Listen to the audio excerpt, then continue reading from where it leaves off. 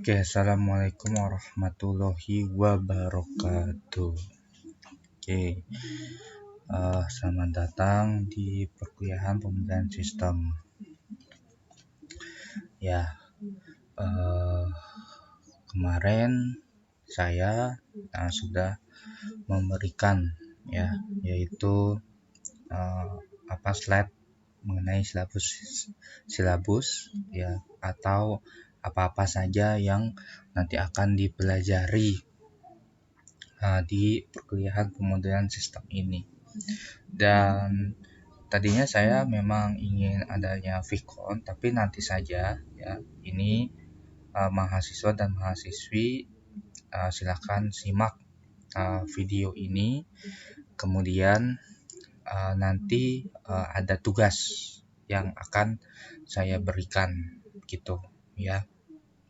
Yang tentu saja itu semuanya ada di LMS STTM Mutu, STM Muhammadiyah ya, Tangerang. Baik, langsung saja kita akan memulai perkuliahan ini. Oke, pertemuan 2 ini kita akan membahas yaitu konsep dasar pemodelan. Nah, outline atau nanti secara garis besar yang akan kita bahas pada pembahasan kali ini adalah pertama definisi model, kedua adalah kriteria model, dan ketiga adalah klasifikasi model. Definisi model suatu representasi atau formalisasi suatu sistem nyata dalam bahasa, simbol, atau bentuk tertentu yang mewakili karakteristik dan perilaku sistem sesuai sudut pandang dan dasar pengetahuan pemodel dalam tujuan mempelajari sistem. Jadi si model ini ya, dia itu mewakili sistem. Jadi sebelum membuat sistem yang tentu saja membutuhkan biaya yang besar, waktu yang lama, dan sumber-sumber daya yang lain ya yang dibutuhkan yang banyak. Jadi dibuat terlebih dahulu yaitu model gitu ya. Jadi model ini ya yang akan nanti perilakunya seperti sistem ya. Yang tentu saja sistem itu yang akan dibuat gitu ya. Tetapi untuk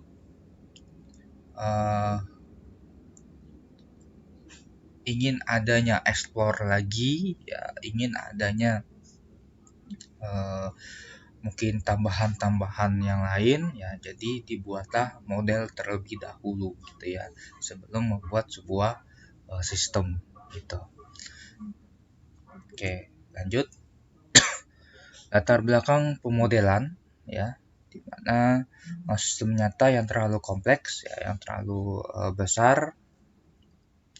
Jadi kita membutuhkan dulu yang ibarat simulasinya atau sederhananya, yaitu dibuatlah model.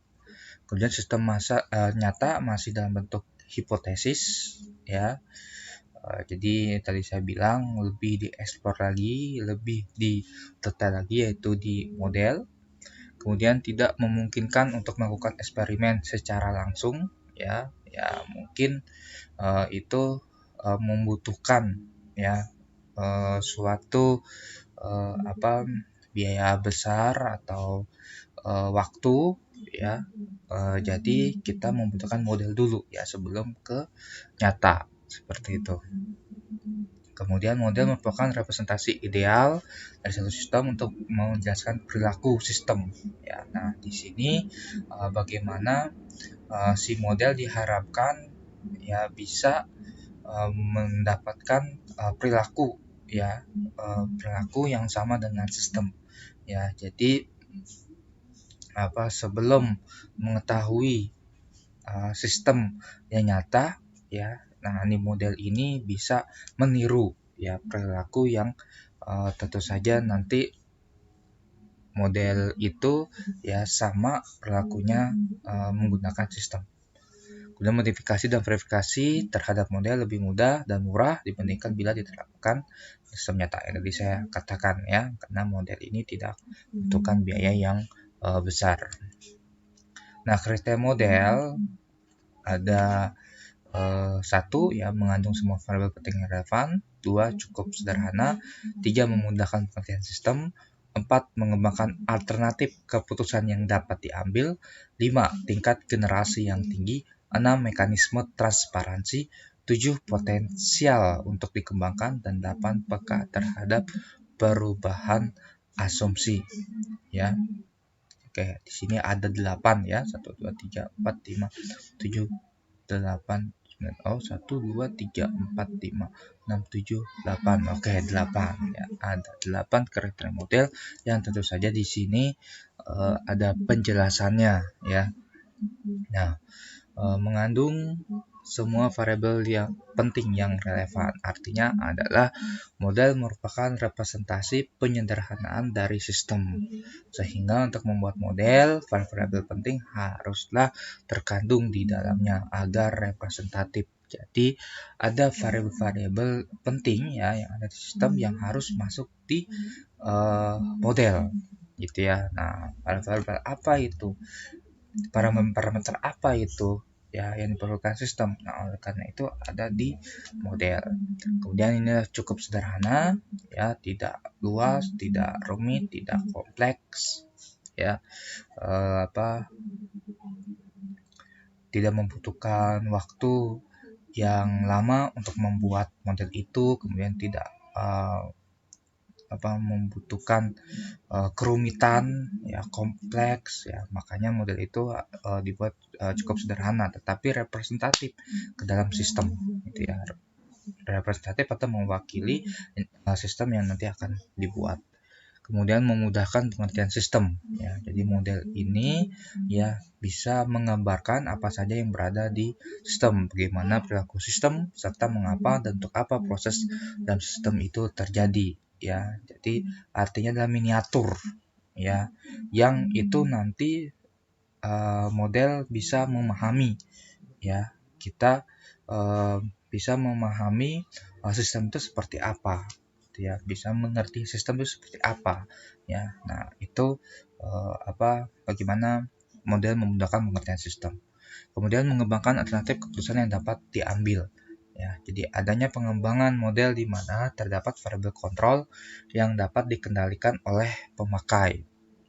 Kemungkinan dilakukan eksperimen pada model untuk mendapatkan sistem yang optimal sebelum diterapkan gitu ya. Jadi model ini ya untuk mengoptimalkan ya sebuah kinerja sistem ya yang diterapkan, yang tentu saja menjadi lebih baik gitu ya. Nah, tentu saja kalau misalkan menggunakan sebuah sistem ya, nah di sini kan ada resource ya, sumber daya yang diperlukan ya, yang tentu saja ingin mengoptimalkan ya harus memiliki resource yang besar itu ya. Tetapi model ini artinya adalah membantu ya agar tidak membutuhkan resource yang besar. Nah, untuk meningkatkannya itu ya, jadi meminimalisir ya resource yang besar itu gitu ya, ketika ingin optimal. Kemudian tingkat generasi yang tinggi, suatu model jika memiliki tingkat generasi yang semakin tinggi memungkinkan model untuk menyelesaikan permasalahan ya yang lebih luas. Kemudian mekanisme transparansi, model yang menerangkan bagaimana perilaku sistem yang ditunjukkan oleh elemen-elemen penyusunnya yang saling berinteraksi dalam sistem maupun dengan lingkungannya, akan memberikan gambaran yang menjelaskan bagaimana mekanisme model dalam menyelesaikan permasalahan gitu ya. Nah, di mana di sini cara ya kerja si sistem itu yang melibatkan komponen atau elemen-elemen penyusunnya. Ya, tentu saja komponen-komponen sistem itu harus bekerja ya antara satu dengan yang lain ya, terhubung ya, sehingga nanti juga bisa bekerja ke lingkungan eksternalnya gitu ya. Jadi lingkungan internalnya dulu bekerja ya, kemudian nanti efeknya, dampaknya adalah lingkungan luarnya ya, hasil ya, berdampak ya, sehingga nanti juga bisa menyelesaikan suatu permasalahan gitu ya. Jadi sistem itu ya tentu saja adalah problem solving ya. Jadi masalahnya apa ya, dia bisa menyelesaikan suatu permasalahan itu. Yang potensial untuk dikembangkan model yang representatif dan telah teruji, mengundang untuk dikembangkan pada perusahaan yang lebih kompleks pada tingkat generasi yang lebih tinggi atau sistem yang lebih besar gitu ya. Jadi tentu saja model ini adalah uh, suatu hal yang tentu saja nanti bisa mewakili sebuah sistem ya, dan harus adanya sebuah pengujian-pengujian gitu ya. Contoh misalkan ada kereta cepat gitu ya, yang kereta cepat itu waktunya sangat cepat ya, tempuh misalnya dari Jakarta ke Bandung gitu ya. Misalkan dia membutuhkan 30 menit, dan tentu saja di situ dia bisa juga membuat suatu model ya, suatu model kereta yang model itu diuji ya, ada pengujiannya ya, dilihat di situ apakah ada kekurangan, apakah ada kelemahan, dan bisa dilihat ya si modelnya itu seperti apa gitu ya. Dan ketika misalkan diuji-uji, kemudian model itu sudah baik ya, sudah berkali beberapa diuji ya, sudah baik ya, tentu saja ada parameter pengujian yang dilakukan ya. Nah, sehingga kalau sudah baik seperti itu juga bisa ya dikembangkan menjadi lebih besar lagi gitu ya, lebih ditingkatkan lagi begitu. Kemudian peka terhadap perubahan asumsi, model yang mempunyai variabel umpan balik yang baik pastilah mampu untuk menyelesaikan permasalahan jika terdapat perubahan asumsi gitu ya. Jadi sebuah model ini tentu saja harus ada feedback. Nah, feedback itu bisa responsif gitu ya. Jadi ada perubahan-perubahan itu ya, dia bisa mengikuti, dia bisa adaptif gitu ya, dan bisa mengikuti dari kebutuhan yang ada gitu ya, yang itu tergantung ya dari kondisi-kondisi itu gitu ya. Jadi dia bisa berubah gitu ya. Nah, di klasifikasi model ya, di sini ada dibagi dua, yaitu fungsi dan struktur. Fungsi dibagi ada 3 di sini, yaitu deskriptif, prediktif, dan normatif. Kemudian struktur ya, di situ ada ikonis, ada analog, ada verbal, simbolik, dan matematis. Oke, untuk klasifikasi model ini ya, itu ada detailnya ya. Ikonis itu dibagi menjadi 3, yaitu skala, pictorial, dan prototype. Kemudian struktur model analog ya, yaitu dibagi ada 4, personifikasi, langsung, substitusi, dan fantasi. Kemudian yang verbalnya dibagi 2, yaitu narasi dan hierarki. Simbolik dibagi 3, yaitu skematik, simbolik, dan grafik. Kemudian matematis adalah analitis dan simulasi ya. Nah, klasifikasi model ya, fungsi ada 3 ini. Ada model deskriptif, adalah model memberikan gambaran dari sistem nyata gitu ya.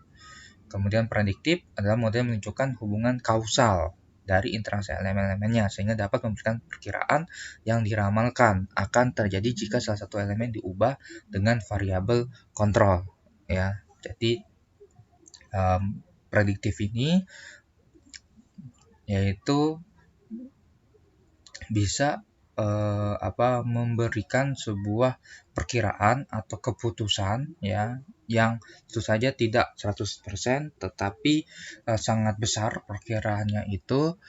Kita bisa melihat bagaimana model ketika misalkan ada perubahan ya di elemennya.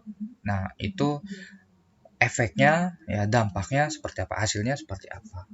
Kemudian model normatif, kemudian merekomendasikan solusi penyelesaian permasalahan dari beberapa alternatif yang ada gitu ya, solusi-solusi yang ada.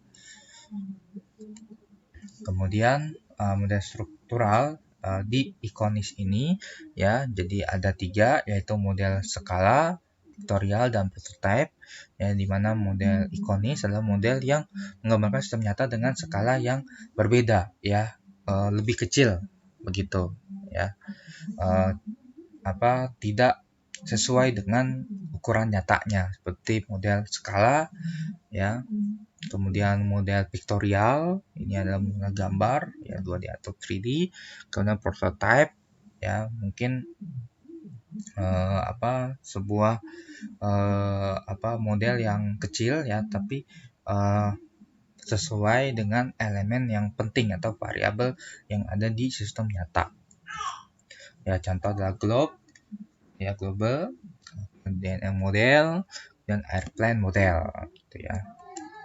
Dan kalau struktural di sini ada analog, yaitu model analog itu adalah model yang mensubstitusikan, menambahkan elemen dan proses ya, mensubstitusikan atau menambahkan ya elemen dan proses dari sistem nyata dengan hal yang mempunyai kesamaan ya, seperti analogi personifikasi, analogi langsung, substitusi, dan fantasi. Oke, ini adalah contohnya gitu ya. Kita lihat robot-robot lah gitu ya.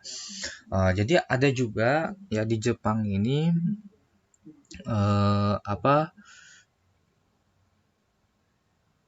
yang dikembangkan ya, robot-robot model-model yang bisa juga ya ini menggantikan kegiatan manusia gitu ya. Contoh misalkan sekarang di hotel Jepang itu ya sudah customer service ya, atau misalkan pengantar makanan atau minum. Nah, itu sudah dilakukan oleh robot ya, sampai dia juga ketika menyusun barang-barang di rak-rak di supermarket ya, itu sudah dilakukan oleh robot yang dari jarak jauh ya, virtual ya, dari misalkan manusia ya. Nah, itu bisa memetakan gitu ya. Apalagi sekarang di zaman pandemik ini ya, yang harus adanya social distancing ya. Memungkinkan itu juga bisa menjadi protokol kesehatan gitu. Kemudian model struktur adalah model verbal ya. Di sini model verbal bagian dari model struktur, di mana model yang mempresentasikan dengan menggunakan bahasa ya, bisa narasi ya, urutan kalimat yang merupakan, atau hierarki yang merupakan dalam poin-poin bahasan dan bahasan gitu ya, poin-poin penting gitu ya. Bisa skema atau diagram ya, itu bisa digunakan model hierarki. Kemudian model simbolik, model yang menggunakan simbol untuk menerapkan fungsi perilaku sistem nyata ya, menggunakan simbol. Misalkan model skematik dan model mempresentasikan dengan menggambarkan kembali dalam bentuk skema atau peta. Dan simbolik adalah simbol-simbol atau lambang, tanda atau rambu. Dan grafik adalah dengan grafik atau diagram gitu. Kemudian model struktur di model matematis, yaitu model yang menggunakan formulasi matematis persamaan atau pertidaksamaan ya, untuk menerapkan fungsi perilaku sistem nyata. Di sini dibagi dua, yaitu model analitis ya, yaitu formalitas matematis untuk menerapkan fungsi perilaku sistem pada kondisi waktu tertentu ya. Tentu saja di sini ada penggunaan matematika ya. Model persamaan adalah ketidaksamaan, ya, mungkin linear dan sebagainya, ya, yang digunakan di model analitis ini. Kemudian model simulasi adalah formulasi matematis untuk menerangkan fungsi, ya, properti sistem pada konsep waktu secara diskrit maupun kontinu. Oke. Kemudian prinsip pemodelan. Nah, prinsip pemodelan ini, elaborasi adalah model dikembangkan mulai dari yang sederhana dan kemudian secara bertahap dielaborasi hingga diperoleh model yang lebih representatif. Penggunaan asumsi dalam model harus memenuhi persyaratan konsistensi, dependensi, ekuivalensi, dan relevansi. Tuh ya. Nah, jadi elaborasi ini yang tentu saja ya dimulai dari sederhana dulu sehingga nanti bisa bertahap, ya, bisa lebih kompleks lagi, lebih rumit lagi, ya, yang tentu saja bisa melihat dari kondisi-kondisi atau perubahan-perubahan yang ada gitu ya. Dibuat apakah model ini ya bisa terus bekerja, ya, terus sesuai sampai bagaimana model ini ya bisa lebih kompleks dan bisa baik ya kinerjanya. Kemudian iteratif adalah mengembangkan model tidak dapat dilakukan secara mekanistis dan linear. Ya, jadi ini adalah perulangan ya, dari awal ya sampai ke akhir gitu ya. Dimana diharapkan dari iteratif ini ya bisa menjadikan model ya yang tentu saja bekerja dengan baik gitu ya, bekerja tidak adanya kesalahan-kesalahan ya. Ini bisa dilihat dari memang pengujian ya, ketika ini dilakukan terus model baik gitu ya, sudah beberapa kali dilakukan. Nah, sehingga bagaimana model ini ya siap bisa digunakan di dalam sebuah sistem itu yang akan diterapkan. Nah, sinektik ini adalah mengembangkan model dapat dilakukan secara sinektik ya, yaitu metode pendekatan sistem dalam menganalogikan permasalahan yang ada. Dengan begitu model lebih mudah dikenal dan dipahami karena mengadopsi dari prinsip-prinsip hukum, teori, aksioma, dan dalil yang sudah ada dan memiliki kemiripan identik gitu ya. Nah, sinektik ini bisa digunakan machine learning ya atau artificial intelligence ya. Kalau berbicara kecerdasan buatan atau artificial intelligence ya, itu memang tidak terlepas ya dari konsepnya Alan Turing ya, bagaimana sebuah model ya, sebuah komputer ya yang bisa mirip ya, yang bisa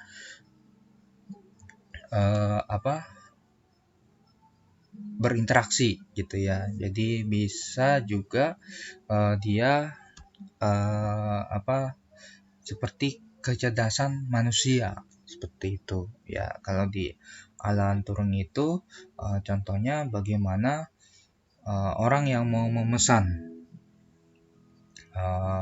misalkan dia mau salon gitu ya, kemudian dia ingin mesan dulu gitu, misalkan jam berapa gitu ya, kemudian nanti modelnya seperti apa dan sebagainya lah gitu. Nah, kemudian dia telepon ya, dan ternyata yang ditelepon itu adalah mesin gitu ya, yang nanti itu bisa bagaimana berinteraksi, ya bisa menirukan kecerdasan manusia begitu ya. Jadi tentu saja di sini bisa menyelesaikan sebuah permasalahan.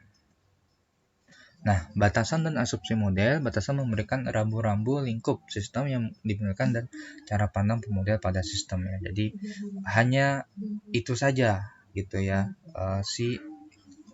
model itu ya. Jadi ada rule atau aturan yang di sistem tertentu saja gitu ya. Jadi sesuai dengan sistem si model itu ya, karena memang disettingnya seperti itu.